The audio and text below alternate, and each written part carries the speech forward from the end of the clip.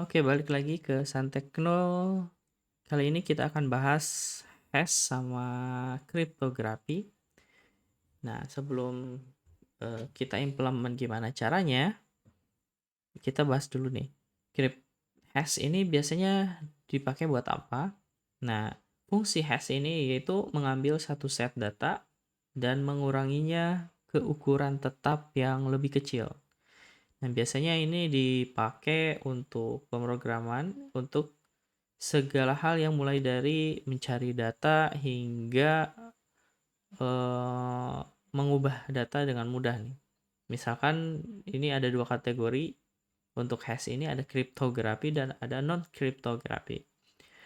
Fungsi dari non kriptografi itu dapat ditemukan atau di hash itu biasanya pakai metode kripsi, encrypt, atau CRC32 atau CRC64 atau yang lain. Nih, yang kita coba, misalkan kita pakai CRC32 ya. Package main, lalu kita buat function main, lalu kita buat misalkan ya, hash CRC32 new ini standar ya. Nah, kalau seperti ini sudah, lalu di sini belum ada nih. Kalau enggak berarti kita coba go mode dulu deh. Go mode vendor.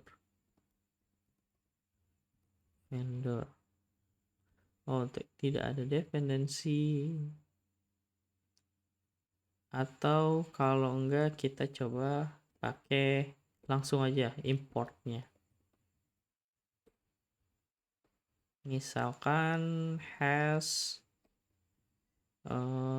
CRC32. Nah,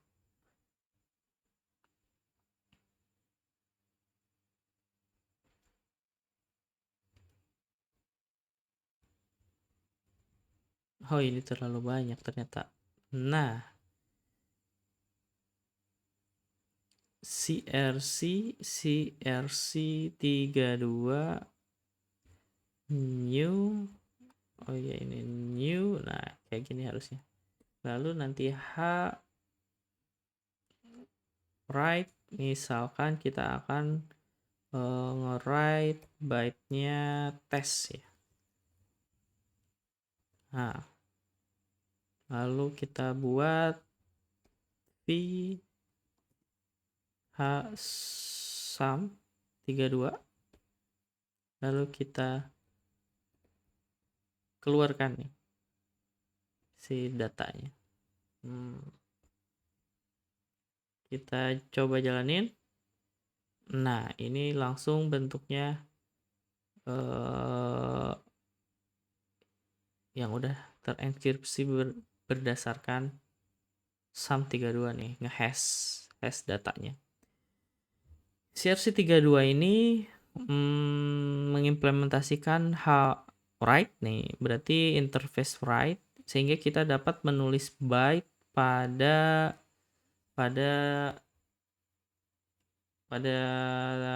function itu gitu, function si h-nya ini.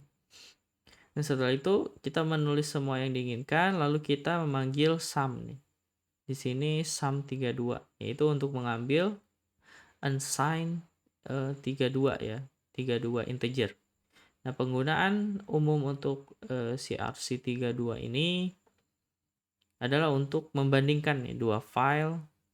Jika misalkan nilai sum32-nya itu sama, maka kemungkinan besar atau mungkin tidak 100% sih sebenarnya ini sama gitu. Jadi kita bisa mengecek data, misalkan kita nggak perlu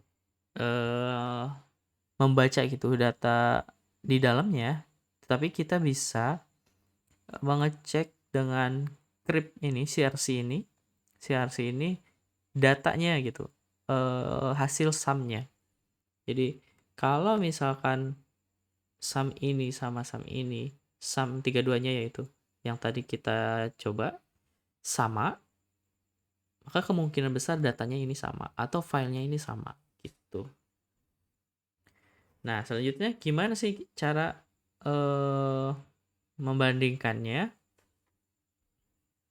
Nah, cara membandingkannya kita coba kayak gini. Misal kita punya file teks 1 txt misalkan. Di sini hello world. Nah, satu lagi kita punya tx2.txt tapi isinya bukan hello world juga tapi ada tambahannya hello world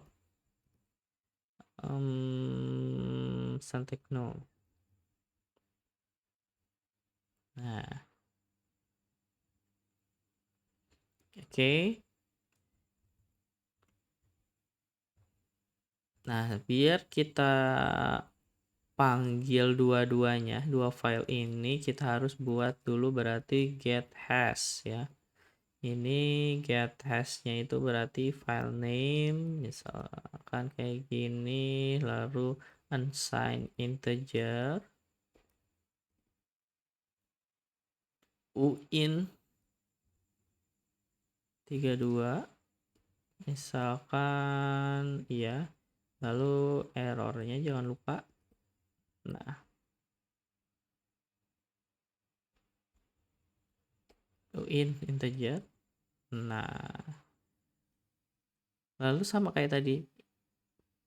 Nah, ini kita simpan tapi bedanya itu kita ambil datanya dulu nih, ambil filenya, kita cek misalkan pakai ioutil ya, ioutil read file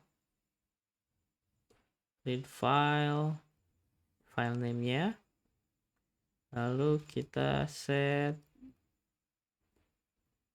kondisi kalau misalkan dia terjadi error akan kita balikin errornya, lalu kita write nih bs return si hashnya ya, return sum.nil.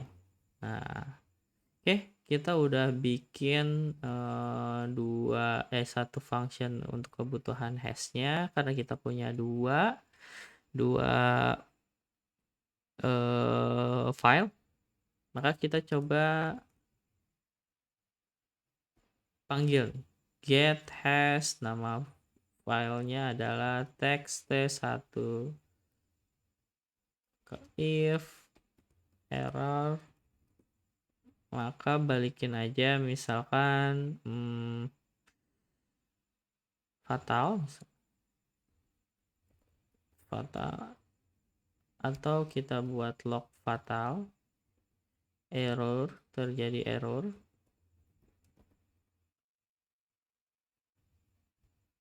Nah, terus satu lagi jangan lupa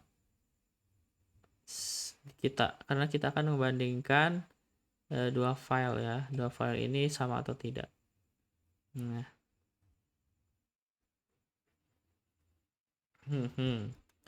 lalu ya udah tinggal kita print aja.